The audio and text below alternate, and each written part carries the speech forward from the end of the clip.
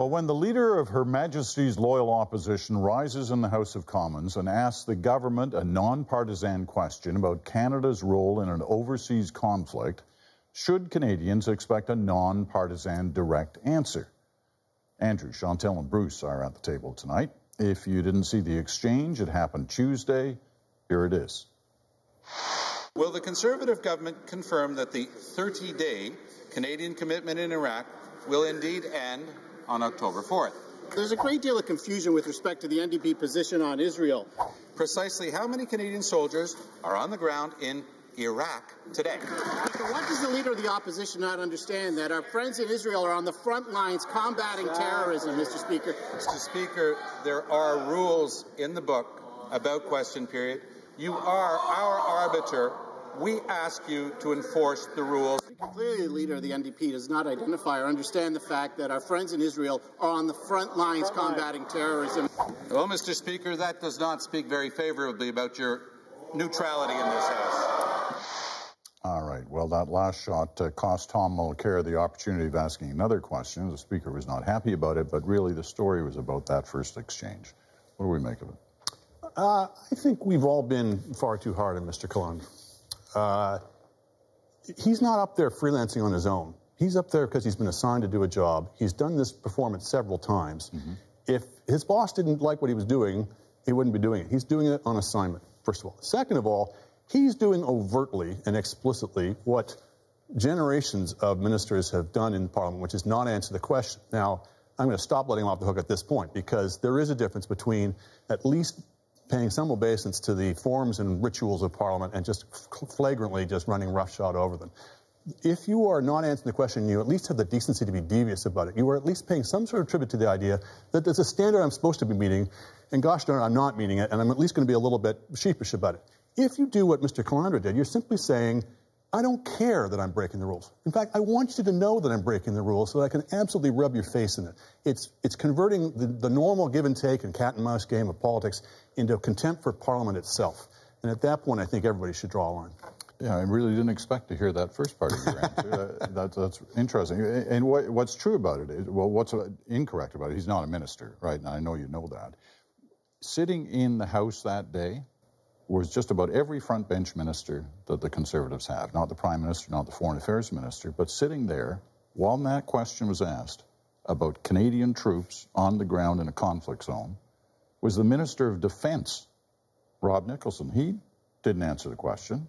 It went to, you know, the parliamentary secretary, and he's performing the same role that Dean Del Mastro did and that Pierre Poilievre did, of being essentially disposable. Yeah, exactly. But what are ministers for? Like real ministers? Possibly no minister would have been willing to do whatever Calandra did. I agree with Andrew, he's not freelancing, because they would have replaced him a long time ago. The look on the faces of some of the MPs around him, though, don't speak to enthusiasm for this line that this guy is being sent as cannon fodder to deliver. But I suspect there are many ministers who would have just said no. I'm not going to be making a fool of myself and standing in front of the country telling the leader of the official opposition, you're talking bananas, do you want a pineapple? On a mission and an issue that is a major issue. It's not just political scoring. I will disagree with Andrew on the cat and mouse game, not because it doesn't exist, but because I've watched this government and these ministers answer over a period of time. I noticed that some of them answer in an intelligent way to questions. I will name one, Jason Kenney. And lo and behold, he seems to be rated above average by most independent observers. But it does seem that there's a tier of ministers that seem to be operating, they'll answer questions. Nobody's telling them what to do. Yes. And there's another tier, much larger one, where this kind of thing happens. But that's why I think none of them wanted to do the Calandra Act, so Calandra gets to do it. Bruce? Well, I think if I had a boss that asked me to do something as stupid as that was, I would say no. And I think that's the kind of reaction that a lot of people have ultimately, is that, yes, I understand there's a pecking order in politics, but at some point you're a grown-up, you've been elected by the people that you represent in your riding, and you have the option to say no. Remember that old famous line, you had an option. You have an option to go in at work and say, I'm not going to do that. Now, I do think, I agree with Chantal, that if you took a secret vote in the Conservative caucus and said, who is our least valuable player? I think Paul Calandra would win that award. I don't think that they're happy. I think that most of them know, as they think about this electoral cycle, that the more airtime Paul Calandra gets, the fewer Tory votes there will be.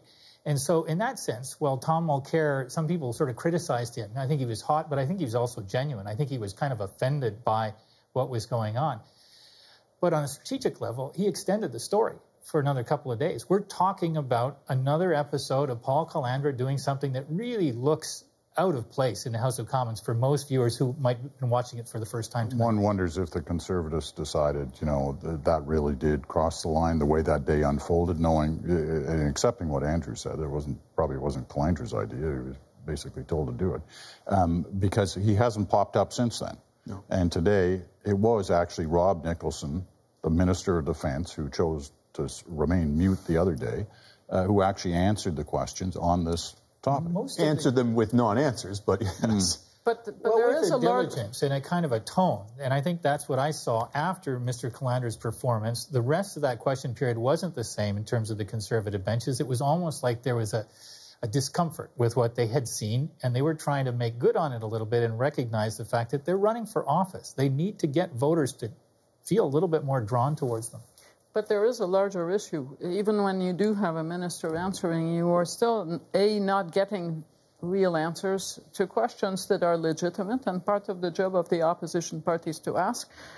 So problem one. And problem two, you still get this spin line that if the opposition wants to debate what we are doing in Iraq, which sounds like a pretty serious issue to most Canadians, then they can use up opposition days. It's not the job of the government to bring the issue to Parliament and explain its thinking and tell the country where it's going on this. And I think fundamentally that's, one, a problem, and two, I can't understand why they're doing it.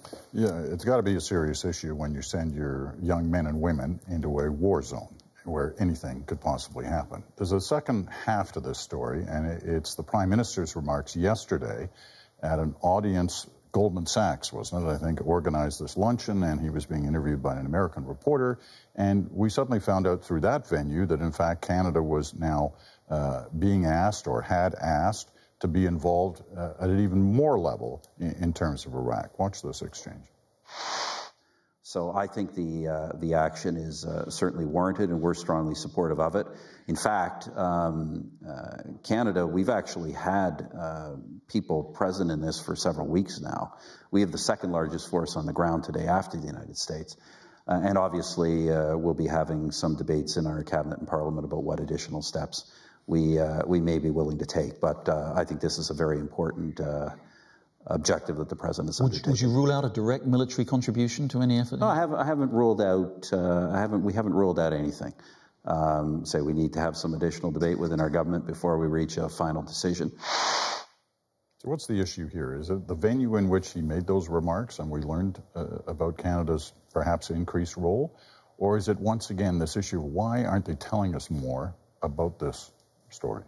Bruce?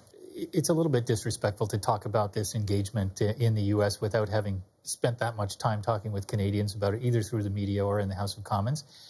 I think the Prime Minister was unclear as to whether or not there was going to be a debate in Parliament. In one part of the answer, he referred to a debate within government and a debate within Parliament. The second part, he dropped the Parliament part. I do think that the Conservatives probably look at this and say, well, there's an advantage to looking like we're in charge, that we get to make the decisions. But, of course, against that, there are a number of significant disadvantages. One is that they don't look very collaborative or attentive to the fact that two-thirds of Canadians didn't vote for them and might feel entitled to be consulted or at least to be borne in mind. The risk, of course, that the Prime Minister has is that he looks like a man who doesn't care what other people think. Sometimes people look at that and say, well, that makes for a decisive Prime Minister. Other times they look at it and say, that's arrogant and that's not how I want the country to be run. Not quite two-thirds, I get your point, but it was about 60%. We talked about this on the previous program, that the larger the engagement, the deeper the commitment, the more you need and should, as a matter of military doctrine, if anything else, draw the country in, build a consensus, get the country behind the engagement. Parliament is the appropriate vehicle for that from time immemorial.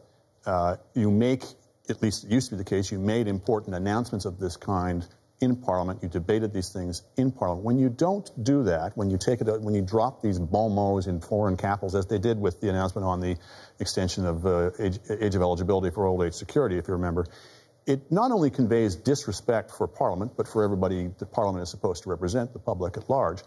And also, there's issues here about how much has he actually disclosed. Is he telling the truth? I'm not saying he isn't. But one way we have some assurance that people are telling us the truth in politics is if they make the statement formally in Parliament, because there are conventions and rules that you're not supposed to lie or indeed mislead Parliament. Now, we hope that that convention will not join all the other conventions that have gone by the boards in this and previous governments where they just simply plow right through them. But we haven't got to that stage so far as we know yet. It's still considered a big deal if you mislead Parliament. So if you make the announcement in Parliament, people have a bit more of an assurance that you are actually leveling with us and taking us into your confidence. You know, I tried to imagine whether, you know, Barack Obama visiting Ottawa or London or wherever he might be, he'd suddenly drop something like this about his own troops outside of his own country. And you cannot see what... I understand the unfiltered, you're in front of a business audience, it's a foreign audience, the reporting is different when you travel with the Prime Minister abroad, but I can't see what the payoff is. This is a Prime Minister who came into office when we were in Afghanistan in a combat role. And one of the major benefits of involving Parliament was he got political cover from the Liberals the entire way through this. If this issue in Iraq is the way it is shaping up to be, we are at the easy end of it. It's going to get more difficult. I can't see any Prime Minister wanting this to become Harper's war rather than Canada's effort. And the only way to do that is to go to Parliament and, you know, co-opt part of the opposition in it and at least, you know, lay out your arguments. And I can't see that Harper would be unable to make the case for it. So I'm slightly mystified as to why they're going about it the way they're going about it. I think that's right. I think there's no risk whatsoever that the Conservatives will look like they're not controlling this agenda, not making these decisions. They have a debate on Parliament. The parties are probably going to go along with what it is that they're proposing. I'd be surprised if that wouldn't be the case. And so really, the risk, as I see it, is that if this goes less well than we all would hope, if the other parties aren't involved in the decision in some formal way, then all of that is going to be on the Prime Minister. And of course, as these conflicts go, it's hard to imagine a clean success in a period of time that works politically for the government. It's much easier to imagine a more enduring and difficult and politically controversial one. And once again, put this story together with the previous story about putting Calandra up there all by himself. It once again calls into question the vaunted political judgment of the Prime Minister. It once again suggests that he's pursuing, you know, short-term tactical things at the expense of a larger strategic vision. And it seems to me that once again explains why the Tories are at 28, 29, maybe 30% in the polls when they should be riding much higher than this. The old chess player idea of Harper, I think, has completely exploded. On this one, that's 2 weeks in a row we've been mystified by it. There's still nobody seems to be like putting forward a reason as to why they would possibly be taking this strategy, with the exception of what you're suggesting, Bruce, that they're trying to look strong on a big issue. But man, I think part of it is that they're genuinely feeling their way along, not just Canada, but the international community. So it's, to be fair to them, it's hard to lay out a grand strategic design if you're still kind of making it up as you go along. Anyone who's watched President Obama's speech and who follows the issue knows that that is the case. It's not as if people are waiting for Stephen Harper to come up with the magic formula. We know where Canada is. It's not, you know, it's more Norway than the U.S. in this. All right, got to leave it at that. Good discussion. Thank you all.